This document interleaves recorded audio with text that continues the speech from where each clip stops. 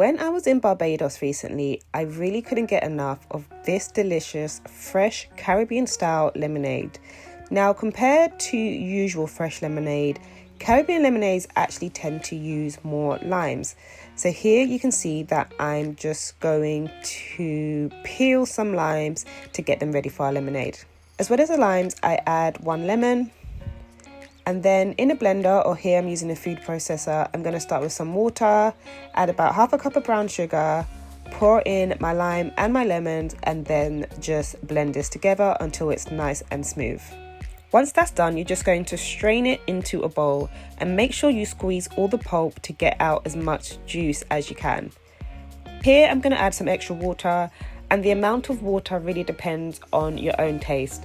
So if you want a really strong lemonade, then you just add a bit of water, and if you want something a lot more mild, then you add more water.